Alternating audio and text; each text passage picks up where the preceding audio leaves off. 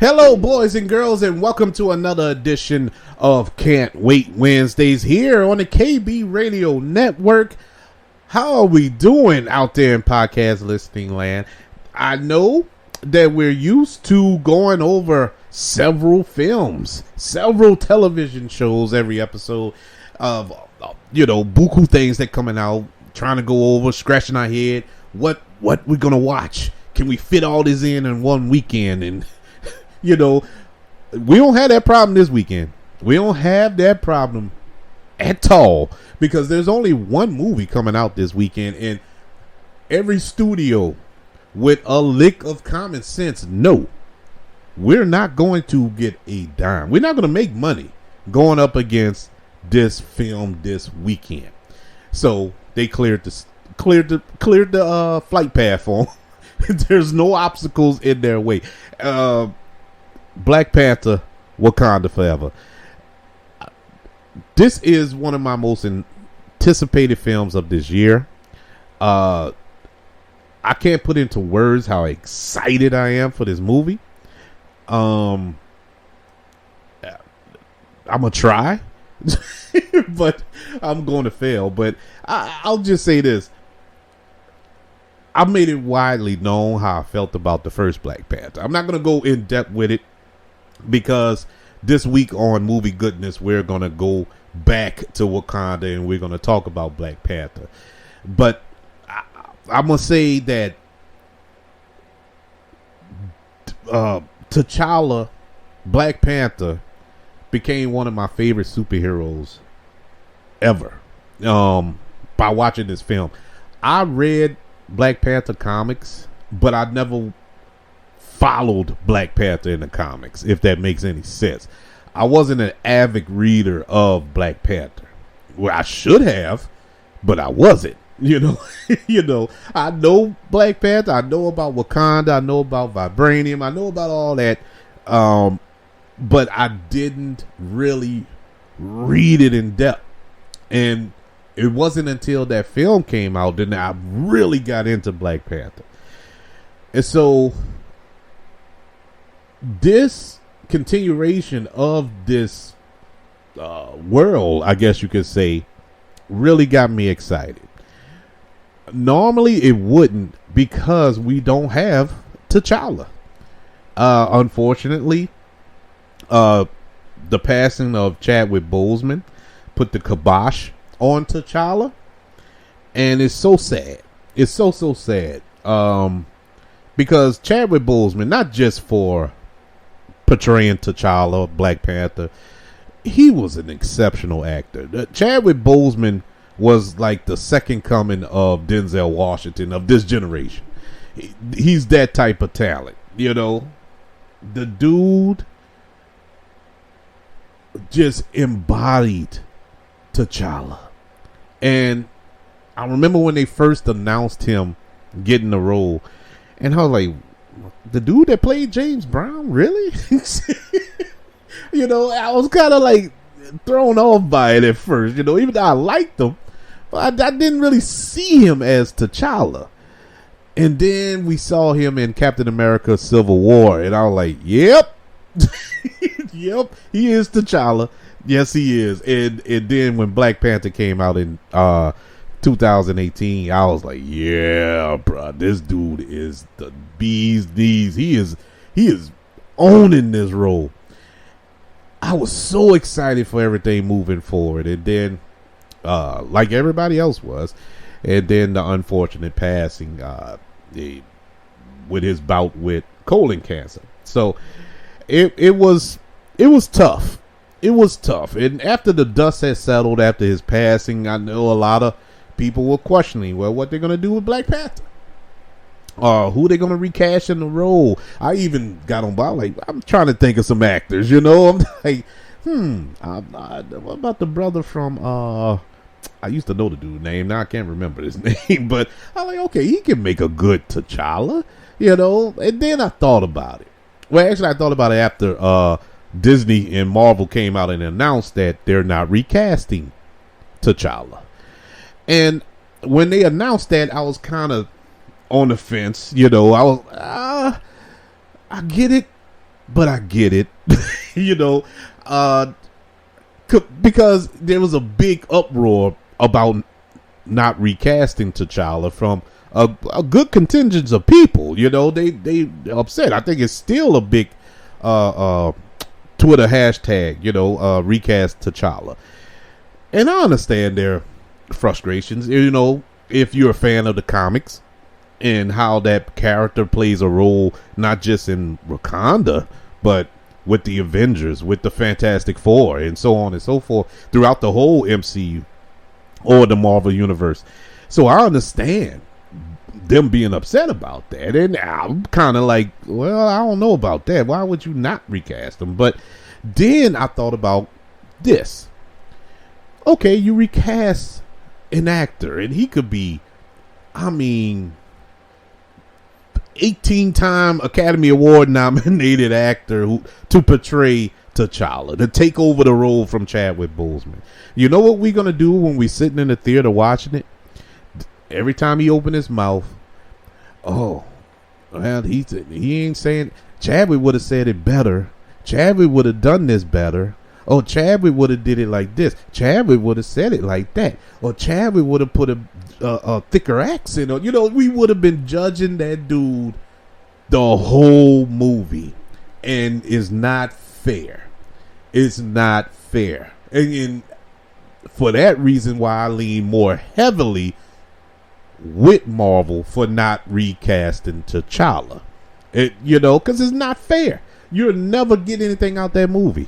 You wouldn't, because you're busy sitting there critiquing whatever actor you cast or they cast to replace Chadwick Boseman, because you can't replace him.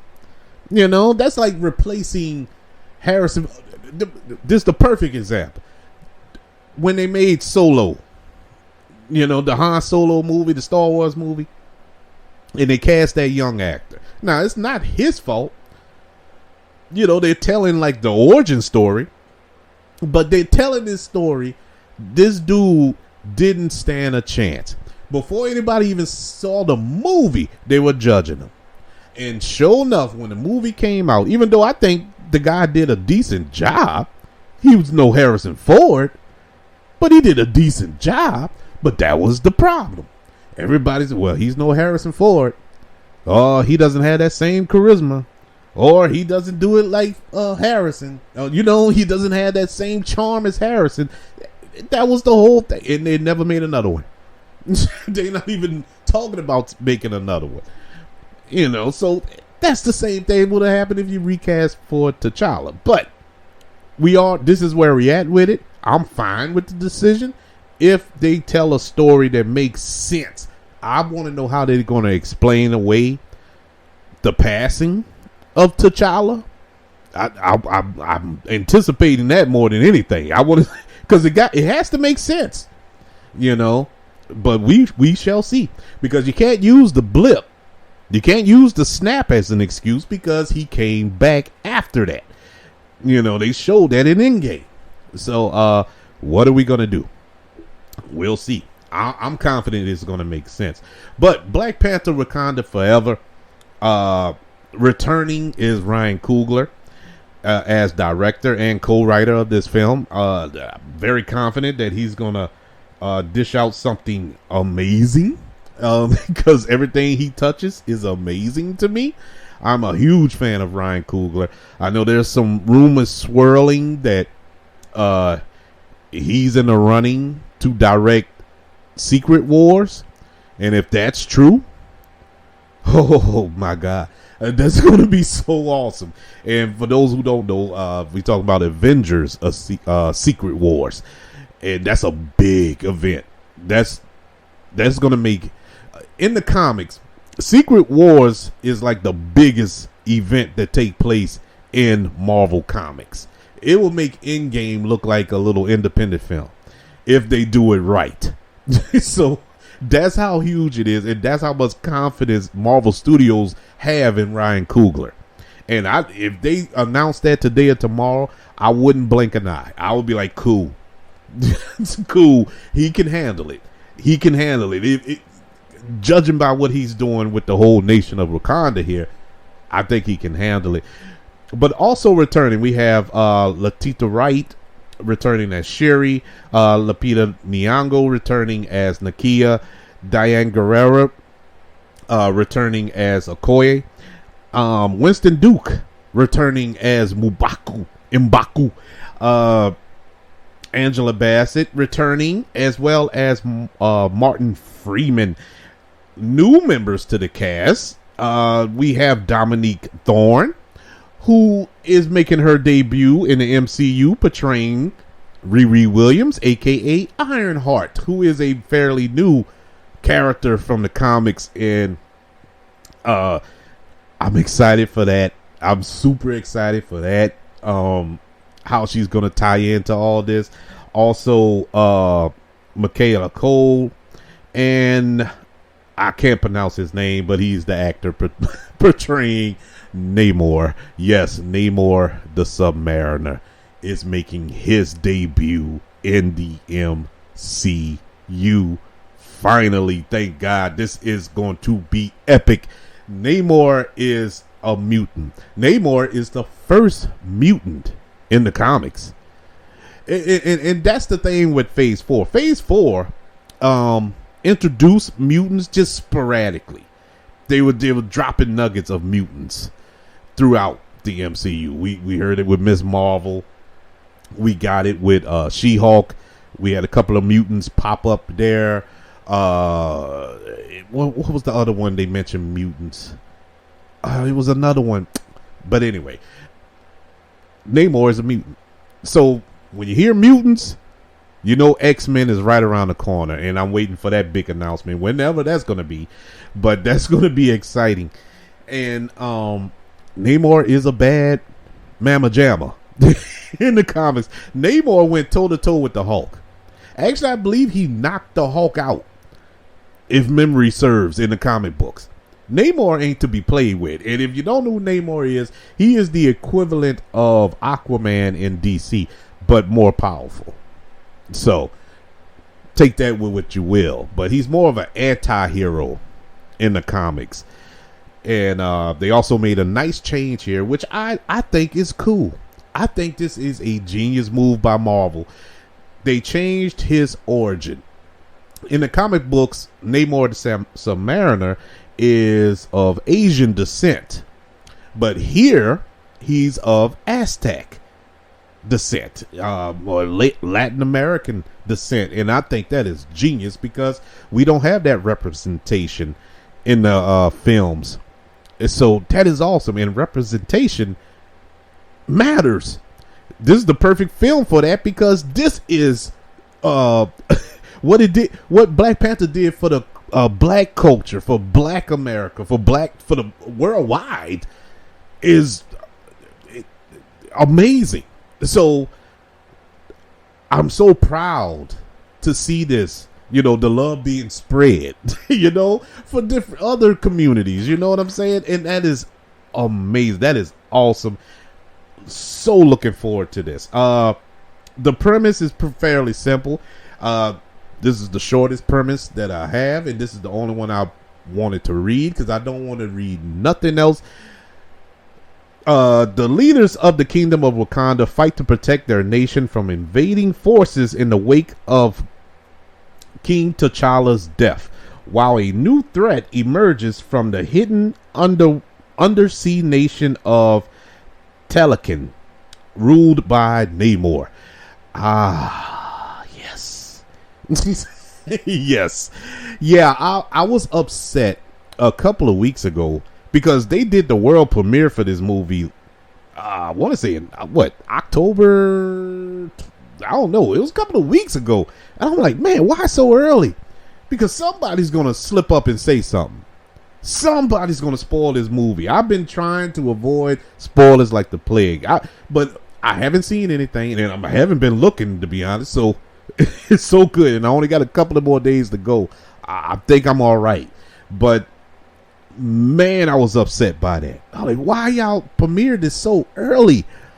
And why I didn't get my invitation? But I am excited for this. This is going to be a juggernaut. I really do believe that. probably one of the biggest movies of the year.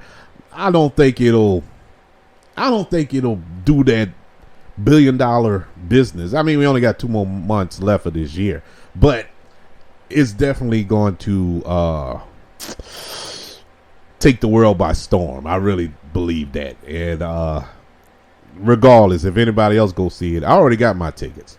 I ordered my tickets a week or 2 ago, so I'm set.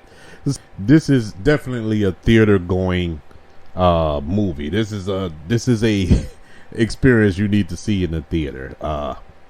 One of those rare films that I'll just wait for streaming, or I'll wait till it come on television. No.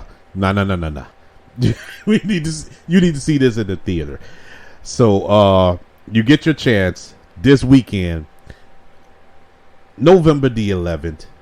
We get the world premiere worldwide of Black Panther: Wakanda Forever, and you can best believe that we will be doing a review this weekend after I have seen the film. I actually had a chance to go see it yesterday. I'm gonna go ahead and say this because as a father, occasionally now, you have to tell people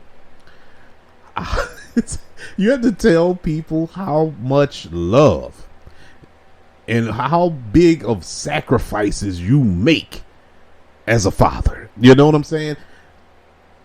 I had an opportunity to go see an advanced screening last week, but I made a promise. Well, I was forced to make a promise because my baby girl told me I cannot go see this without her. Now, for those who don't know, my daughter is in college, and she's not in a school that's right around the corner. I actually have to travel to go see my daughter. But, well, both of my daughters, to be honest with you. But she made it a point that I come down to her school or go up to her school this upcoming weekend so we can all go see it together. So I bought the tickets to go see the movie up there by her. So we all gonna hop in the car early and shoot up there to go watch the movie first screening that morning. And look, it hurts. It hurts knowing that I could have already seen this movie as I'm talking to you. But it's fine. I love them. I love my kids so much. I'm going to sacrifice it. Now, I know what some of y'all saying. Well, Kev, you could have just went and seen it and not told her. You don't understand. My children are Nancy Drews. They know everything. They track my phone. They track everything. You know, we have the cameras around the house. They know what time I come home. If I'm not home at a certain time after I get off of work, they call and ask why I'm not home yet. It's like they monitor me. They're guard dogs, man. They're guard dogs. Or if I go out the house to go get something out of my truck at night or something, I'll get a phone call like, "Where you going?"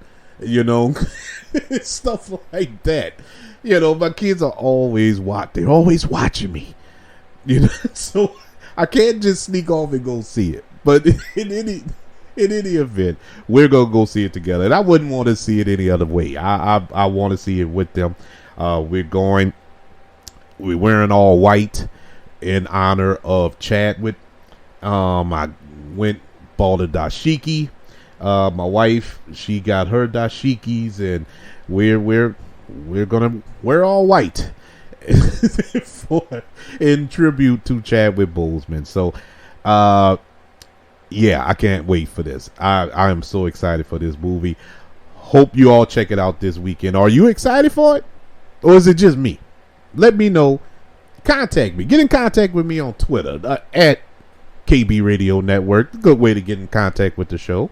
Also, other social media platforms, just look up the KB Radio Network. Don't forget about the 5 stars and the reviews. If you're listening to this show on Apple Podcasts, I'll greatly appreciate it. And don't forget to share this show. Let everybody know you're listening to Can't Wait Wednesday here on the KB Radio Network. Everybody, it's been an honor, privilege, and joy to speak with you today. Can't believe I spoke for over 20 minutes about one movie. We've had shorter shows when we with me discussing about 4 films coming out on one weekend, but that just goes to show you how much I love this. I love Black Panther. Man, I cannot wait for this movie. Hope to see you all in the theater. As always, I want you all to know that I love you. Continue to love one another. And until we speak again, you all be blessed. Wakanda forever.